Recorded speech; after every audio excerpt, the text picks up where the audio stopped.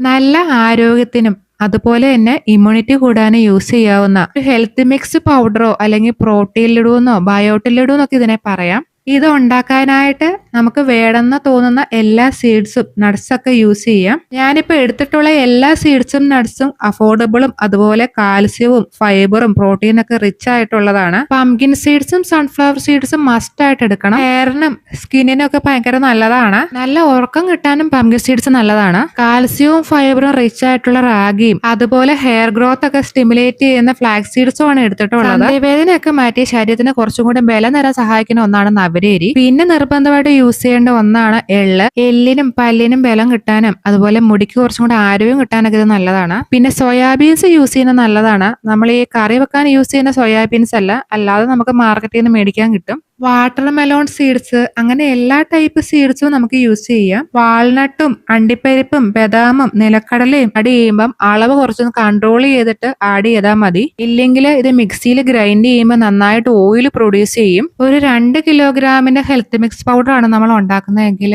അതിനകത്ത് 100 ഗ്രാമിനും 150 ഗ്രാമിനും ഇടയിലായിട്ട് ബദാമും കശുവണ്ടിയും നിലക്കടലയൊക്കെ എടുത്താൽ മതി. എള്ളു ഓയിലി ആയതുകൊണ്ട് തന്നെ 100 ഗ്രാമിൽ കൂടുതൽ എള്ള് എടുക്കുകയും വേണ്ട. പിന്നെ ഇതൊന്നും പ്രശ്നമല്ലെങ്കിൽ ഓരോന്നും ഈക്വൽ ക്വാണ്ടിറ്റി വെച്ച് തന്നെ എടുക്കാം. പിന്നെ എടുത്തിട്ടുള്ള ഓരോ നട്ട്സും സെപ്പറേറ്റ് ആയിട്ട് ഡ്രൈ റോസ്റ്റ് ചെയ്യാം. ഓയിലോ ഗീയോ ഒന്നും തന്നെ ആഡ് ചെയ്യാതെ വേണം ഡ്രൈ റോസ്റ്റ് ചെയ്യാൻ. പിന്നെ നവരേരിയും റാഗിയും എള്ളും പംകിൻ സീഡ്സ് ഒക്കെ മൂക്കുമ്പോൾ ഇങ്ങനെ പൊട്ടുന്ന പോലത്തെ ഒച്ച കേൾക്കും. മീഡിയം ഫ്ലെയിമിൽ ഓരോന്നും ഒരു 3-4 മിനിറ്റ് മാക്സിമം റോസ്റ്റ് ചെയ്താൽ മതി. ഇല്ലെങ്കിൽ ഭയങ്കരമായിട്ട് ഓയിൽ പ്രൊഡ്യൂസ് ചെയ്യും. ഇത് ഡ്രൈ റോസ്റ്റ് ചെയ്യുമ്പോൾ നല്ലോണം പാകമാകുമ്പോൾ നല്ലൊരു മൂത്ത ഒരു സ്മെല്ലും വരും ഇതിന്. ഡ്രൈ റോസ്റ്റ് ചെയ്തതെല്ലാം നല്ലോണം ചൂട് പോയ ശേഷം വേണം മിക്സിയിൽ ഇട്ട് നല്ല ഫൈൻ പൗഡർ ആക്കാൻ. പിന്നെ എല്ലാം കൂടി ഒരുമിച്ചിട്ട് മിക്സിയിലിട്ട് പൊടിക്കുമ്പോൾ ചിലതൊന്നും നന്നായി പൊടിയണമെന്നില്ല. ഫൈൻ പൗഡർ വേണമെന്നില്ലെങ്കിൽ അങ്ങനെ ചെയ്യാം. ഈ ഗ്രൈൻഡ് ചെയ്ത പൗഡർ വീണ്ടും ഇതുപോലെ ഒരു പരന്ന പാത്രത്തിൽ നല്ലോണം പരത്തിയിട്ട് ചൂടാറിയിട്ട് വേണം ഒരു ഗ്ലാസ് ബോട്ടിൽ സ്റ്റോർ ചെയ്യാൻ. ഫ്രിഡ്ജിൽ സ്റ്റോർ ചെയ്താൽ മാത്രമേ ഇത് നന്നായിട്ട് ഇരിക്കുള്ളൂ, അല്ലെങ്കിൽ ഇത് പൂപ്പല് വരും.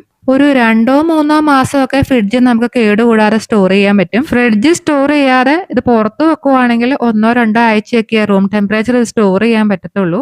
പിന്നെ ഇതിനു വേണ്ടി ഉപയോഗിക്കുന്ന എല്ലാ പാത്രങ്ങളും ഡ്രൈ ആയിരിക്കണം. ഒട്ടും തന്നെ വെള്ളമയം ഉണ്ടാകാൻ പാടില്ല. അങ്ങനെയുണ്ടെങ്കിൽ ഇത് വേഗം കേടാകും. പൗഡർ ഫോമിലാണ് ഇത് സ്റ്റോർ ചെയ്യുന്നതെങ്കിൽ രാവിലെ ബ്രേക്ക്ഫാസ്റ്റ് കഴിഞ്ഞിട്ട് 1-2 സ്പൂണ് പാലിലോ ചൂടുവെള്ളത്തിലോ ഒക്കെ മിക്സ് ചെയ്തിട്ട് നമുക്ക് യൂസ് ചെയ്യാം.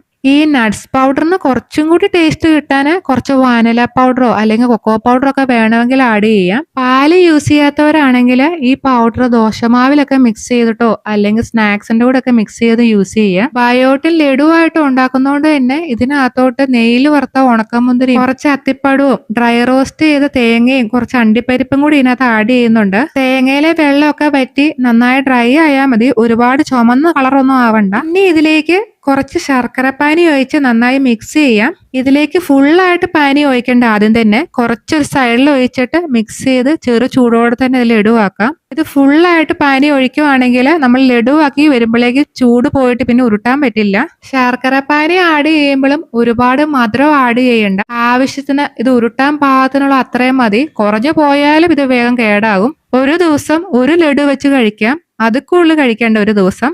പിന്നെ ഈ ലഡുവിന്റെ മുകളിൽ കളർഫുൾ ആയിട്ട് കാണുന്നത് ടൂട്ടി ഫ്രൂട്ടി അല്ല, കിവിയും പപ്പായയും മാംഗോ ഒക്കെ ഡ്രൈ ആക്കിയിട്ടുള്ള ചെറിയ ചെറിയ ക്യൂബ്സ് ആണ്. പിന്നെ ഇത് ഇമ്മ്യൂണിറ്റി കൂടാൻ മാത്രമല്ല ശരീരമൊക്കെ ഒന്ന് പുഷ്ടിപ്പെടാനും അതുപോലെ മുടി കൊഴിച്ചിൽ മാറ്റാനും കാൽസ്യവും അയണും എല്ലാം കൂടി സ്കിന്നൊക്കെ ഒന്ന് ഗ്ലോ ആവാനും മുടിക്ക് കുറച്ച് തിക്നെസ് കിട്ടാനും ഇത് നല്ലതാണ്. ജിമ്മിൽ പോകുന്നവർക്കും ഇത് ഭയങ്കര യൂസ്ഫുൾ ആണ്.